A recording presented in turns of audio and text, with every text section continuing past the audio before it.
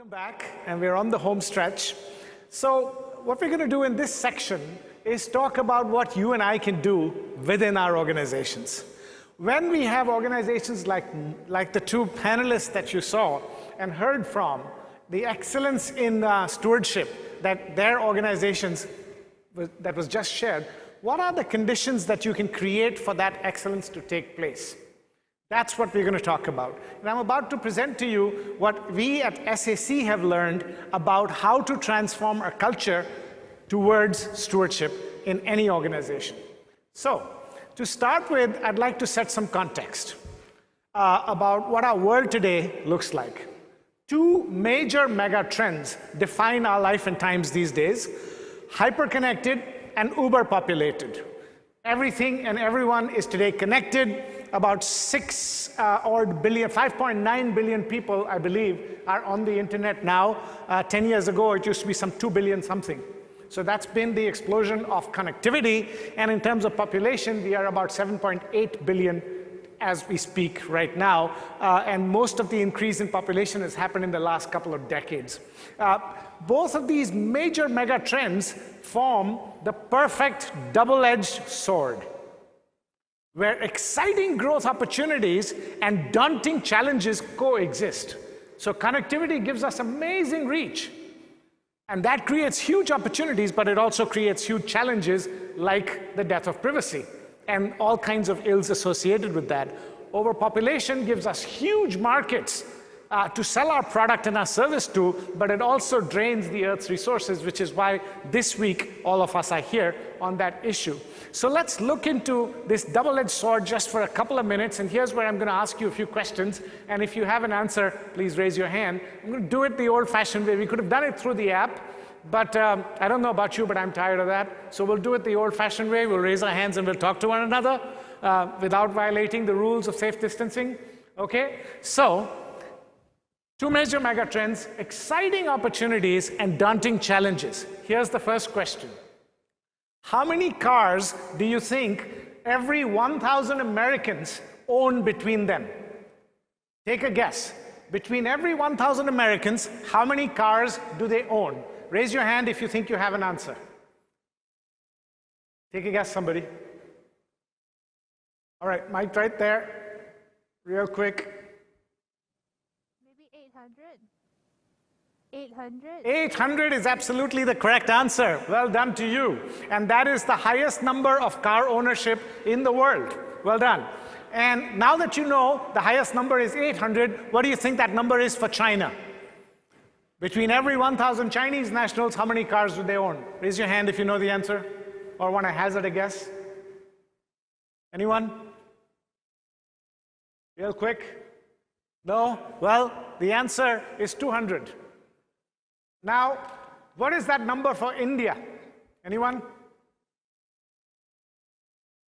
I hear 50, and that is exactly the right answer. Look at the opportunity, opportunity, opportunity. This is why auto companies are salivating looking at the Asian century, right? Now, speaking of India, India is a very strange country. India, at the same time, is the richest and the poorest country in the world. What do I mean by that? Let me ask you this. What do you think is the size of India's luxury goods market? Number of consumers in India who can afford to buy luxury goods. Take a guess. If you have an answer, raise your hand. How many millions? Total population, 1.4 billion. How many of those do you think can afford to buy luxury goods? Raise your hand if somebody wants to hazard a guess. Anyone? Right there. Few millions. That's a great answer, but to a different question. Right there. 350 million consumers, and that is larger than the population of the entire United States of America. And also, by the way, the largest number of people living below the poverty line are also in India, so it's the richest and the poorest at the same time. Again, you can see opportunity, opportunity, opportunity. And with connectivity, anyone with a broadband connection today can start a movement or a business. That's the opportunity side of hyper-connected and uber-populated. But there are daunting challenges as well. This next question I'm going to ask you, I apologize, the data I have is only for the US, but I suspect it's the same for everywhere in the world. What percentage of Americans see more risk than benefit in personal data collection? So you see, we've been giving away our privacy click by click by click in return for convenience, but now that is also making us naked. So what percentage of Americans see more risks than benefits in personal data collection now? Anyone? Raise your hand. A staggering 80%, and I suspect that number would be similar if we ask people here as well. Here's another one. 6 billion out of 7.8 have mobile phones today. How many do you think have access to a toilet? Only 4.5 billion. I'm sorry to say that if you really want to go, there is no app for that. Social unrest and polarization are rising all over the world, and many political bosses, I don't call them leaders, many political bosses are taking advantage of that and making a winning formula, an election winning formula out of that. They're dividing us rather than uniting us towards common challenges. Sadly, that is the situation. What about this one? What percentage of Asia's population will face severe water scarcity by 2040? By 2050, sorry. What percentage of Asia's population will face severe water crisis by 2050? Anyone? A staggering 40%. And here's the most daunting one for me personally. What percentage of humanity is living today on less than $5.50 a day? What do you think? Anyone? 8%? 80%? Not that bad. It's really bad at 50. Now, exciting opportunities and daunting challenges, if this doesn't convince you that there are serious challenges, I don't know what will. Right? Here are a couple of questions for businesses. Can businesses afford and enjoy the promises of the growth, which is the middle column there, while ignoring the challenges that are on the screen? Question one. In fact, the better question is, can businesses capture the growth by addressing the very challenges that humanity is facing? That is the question of our century. And we believe the answer is a big yes. But we'll come to that in a few minutes. Basically, to summarize, we are much more empowered today thanks to connectivity, but we are very, very unequal and very, very exposed. Exposed to the extent of being naked. That is the world that we live in today. Clearly, we need to do something, but what? Lots of solutions are being bandied about. Lots of them. And we need all of them. I'm not saying that one solution is better than the other, but here are some opinions, if you will. One of the solutions is we should have more regulation. We should have harsher punishment for those people who don't care about the environment, right? Well, there doesn't seem to be much evidence that increased regulation actually prevents bad behavior. We've looked at regulation for the last 100 years and seen that, it actually does not prevent bad behavior, certainly does not create good behavior. The correlation is not very strong. I will never forget a conversation I had with a guy called Andy Fastow 3 years ago, the former CFO of Enron, who was the champion of all the jugglery that Enron was doing. And he told me till the very end, we never broke any rules. We broke the principles behind the rules. We broke the spirit of the law, but not the letter of the law. So there doesn't seem to be much correlation there. Should we go towards a stakeholder capitalism format, socialism, communism, and it's capitalism that is broken? Well, before we throw the baby out with the bathwater, I want to share some numbers with you. Here's extreme poverty for you. In 1990, 36% of global population lived in extreme poverty. Today, it is less than 10%, and that is in spite of a 40% increase in population since 1990. Clearly, capitalism is doing something right? Similarly, literacy, life expectancy, access to electricity are all up in percentage terms on a bigger base. So before we say capitalism is completely broken, let's take into account some of this as well. And then this idea that let's give up some profit so that we can move towards more purpose. And for that, I have the following question. Is it a zero-sum game? Really? Do we have to give up profit in order to take care of people and planet? Well, yes and no. Mostly no. Mostly no, and hopefully I'll convince you in the next few minutes that actually that is not the case. Although in some cases it is hard to imagine, I can grant you that. So the question is, we need to do something, but what? Do we need to reimagine capitalism or leadership? What needs to change within businesses and how? And how should your organization, what should your organization do differently in order to drive profitable growth in today's permanently altered landscape? Clearly, businesses must generate profit. They must generate superior shareholder returns. We've got nothing against that. But the way to do that in the last 100 years and in this century is definitely going to be very, very, very different. So let's come back to this idea of purpose versus profit. What's the equation, right? Let me ask you another question now. I want you to, this is a guess who game. So this person, he or she, generated 290% return to shareholders during their 10-year tenure as CEO of a global company. They did that by developing and implementing the sustainability-based business plan. Their idea of stewardship was based on the topic of this week, which is sustainability. They said we will double the growth, half the environmental impact, and triple the social impact. And doing so, they generated 290% return to shareholders. They exited businesses that were hugely profitable but were harmful to planet Earth. And they were under no regulatory or reporting pressure to do this. Absolutely none whatsoever.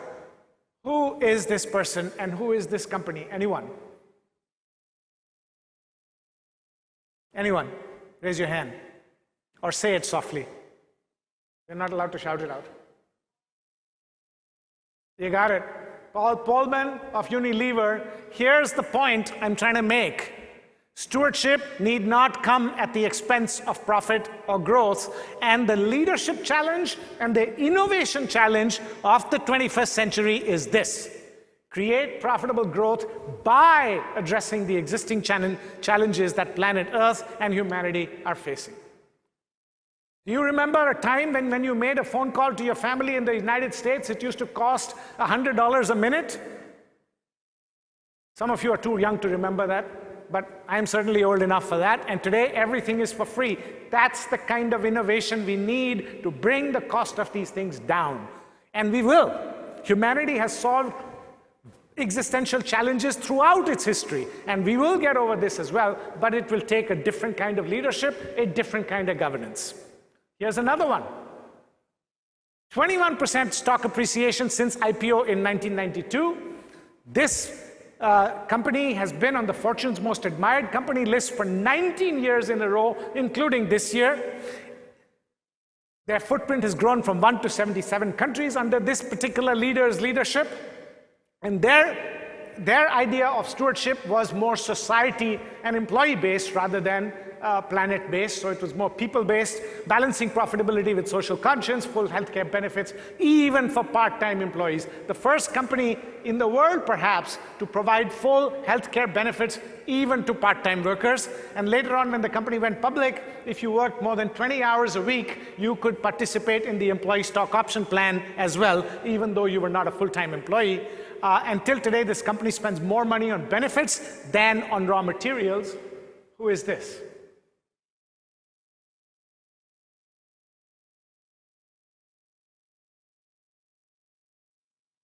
You got it, Michelle. Howard Schultz. Again, I want to emphasize the same 2 points I made with Paul Polman, and that is stewardship need not come at the expense of profit or growth, And the innovation challenge and the leadership challenge of the 21st century is to create profitable growth by addressing the challenges planet Earth and humanity are facing. And all the data that I have heard since yesterday and all the reports that we've been following over the last few years tell us that this is possible. Here's one. We heard this number yesterday in one of the presentations as well, $10.1 trillion of annual business opportunities and hundreds of millions of jobs. Business transitions can create profit. The question is, as leaders, do we accept the challenge that we will find that innovation? Whatever your field of work is, are you looking to find that innovation? Are you looking to do that little bit to find a solution? If we all do just a little bit, we will save the planet and humanity with it. And it sounds like it is profitable. Here's another one. A meta-analysis of 2,200 studies. Now, 2,200 studies cannot be wrong. I know every now and then I read an article in the FT in particular, people who say that, all these ESG studies are humbug. But 2,200 studies are lying? I'm not so sure. Right? It says that the companies that focus correctly on ESG, they perform better. This has been steadily noticed since the mid-90s. So, Paul Polman, Howard Schultz, and many, many other examples, if I had more time, I would talk to you about. The question is, what kind of leadership and governance do we need in the 21st century? This is the quintessential question that SAC has been paying attention to and researching, and we've developed a very practical and very implementable framework so not only is it a model, it is actually an incredibly practical framework that you can use tomorrow morning. Not easy. Let me put it this way. It's not rocket science to understand. It's not even that difficult, but success depends on sincerity of purpose, how sincerely you do it. So I'll give it to you really quickly. Basically, it boils down to this. Not just leadership, we need steward leadership.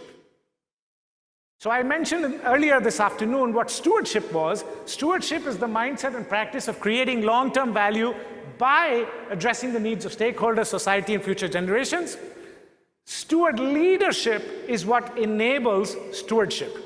With due respect to reporting, regulations, incentives, etc. So I was talking to a consultant friend the other day. I said, what is the world doing to drive behavior in the right direction? And he says there are 3 levers: capital, regulation, and incentives. I asked him, have you forgotten the most important one? He said, no, that's our research, and this is what we advise everybody in the world. Those are the 3 biggest drivers of behavior in the right direction. I asked him again, have you forgotten the most important one? And he started scratching his head. And he says, Rajeev, since you're asking the question, you must have an idea. What is it? And I asked him to name to me companies and leaders who had done excellent work in terms of ESG and sustainability. He named Paul Polman, he named Howard Schultz, and he named several others. And I asked him, which of those 3 drivers was Paul Polman driven by? Cost of capital, regulation, or incentives? And he fell deathly silent. And then finally he gave me the answer before I could give it to him: genuine leadership intent. If we are going to save the world, it is going to be through genuine leadership intent. I am not saying we don't need regulation. I am not saying we don't need reporting. We need all of the above. We need science. We need everything. But without genuine leadership intent, it's not going to work.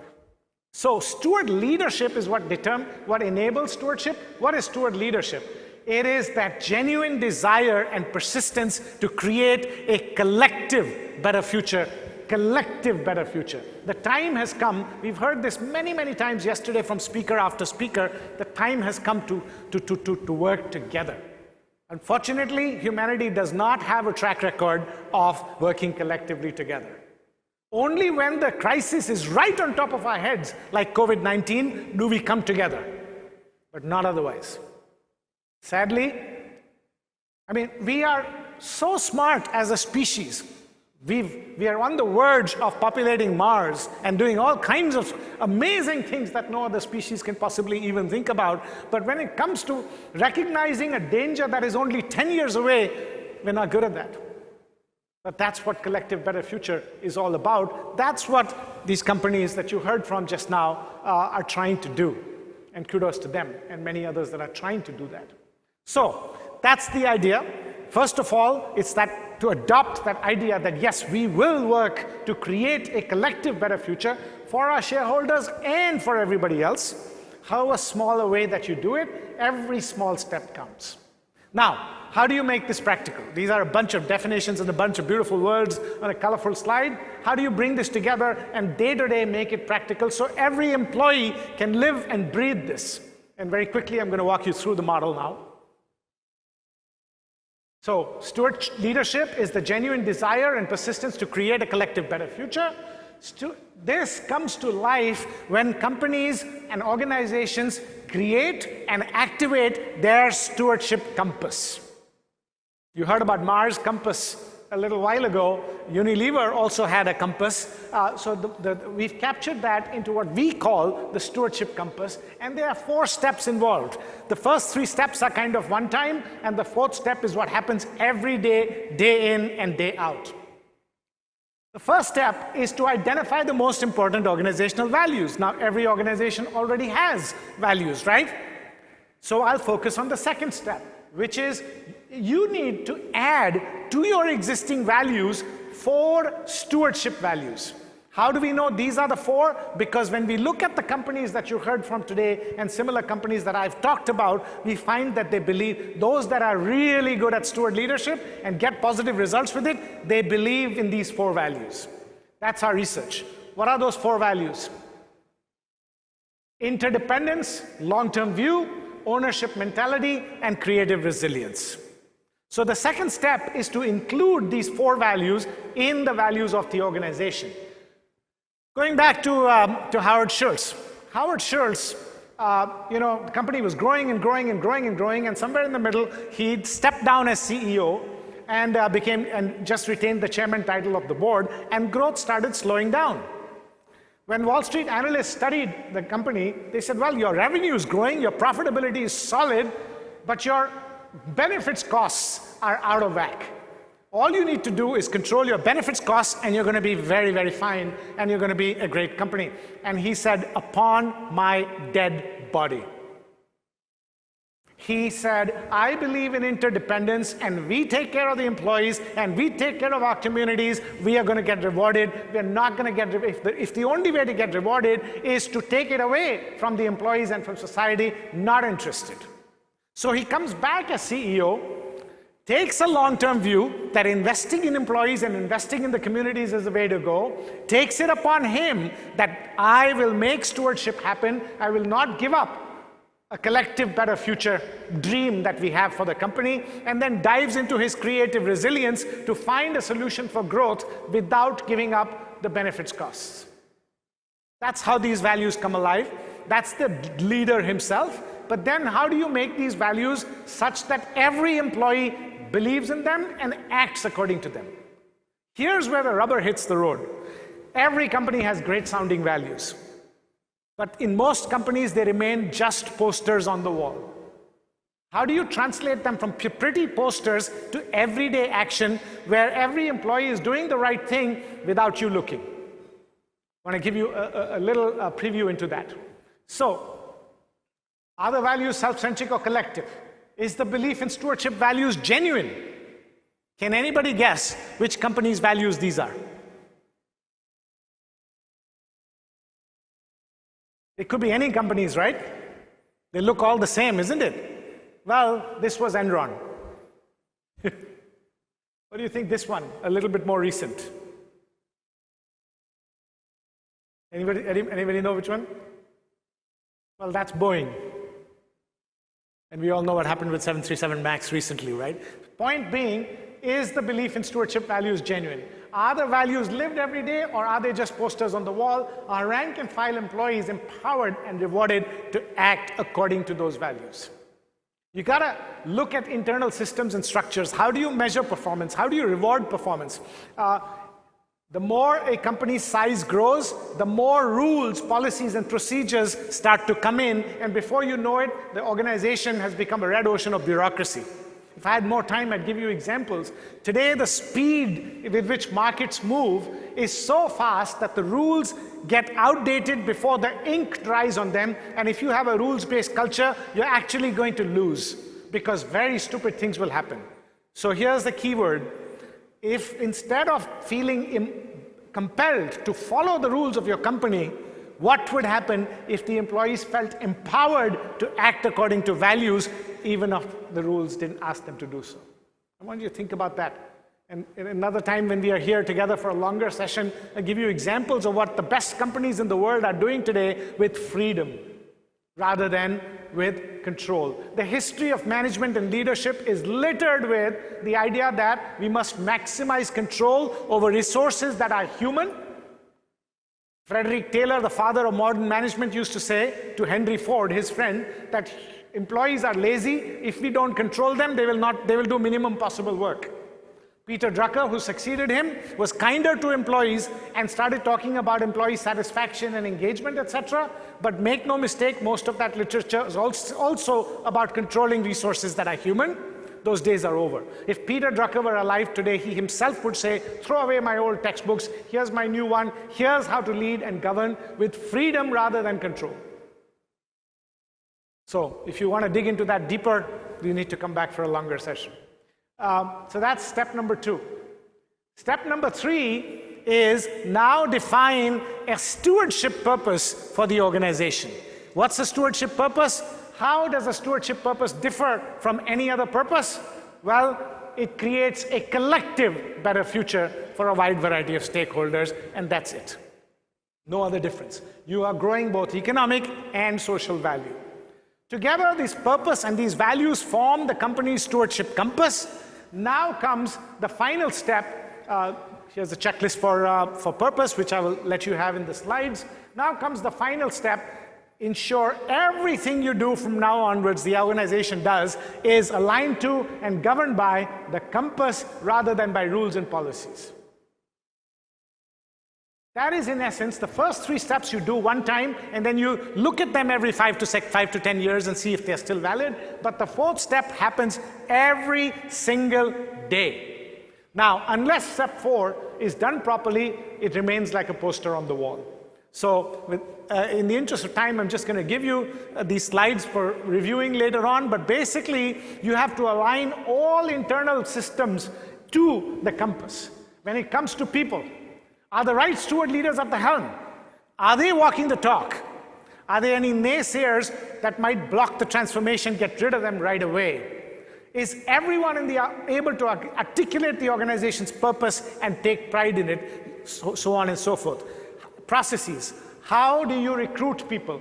What are the recruitment systems like? Are they aligned to the compass? How do you know when you evaluate candidates that their purpose, their stewardship purpose and values are genuine? How do you evaluate performance? How do you set KPIs? What's the balance between short-term and long-term? What about your compensation and rewards process? All of these things need to be looked at to align back with step number 4.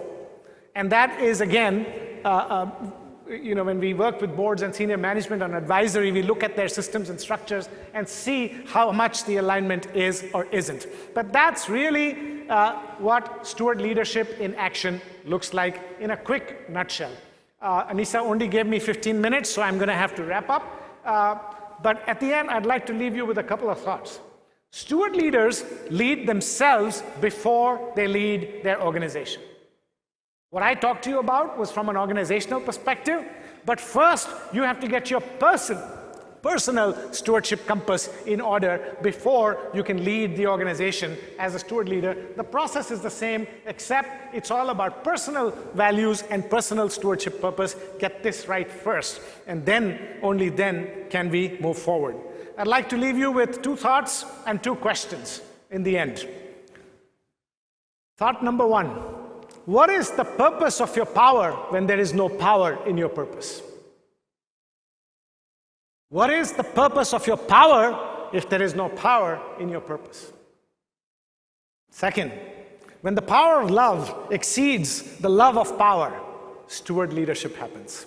I repeat, when the power of love exceeds the love for power, steward leadership happens. So with those 2 thoughts, Are you simply living or leading life? Will you choose to be a steward leader? Thank you very much.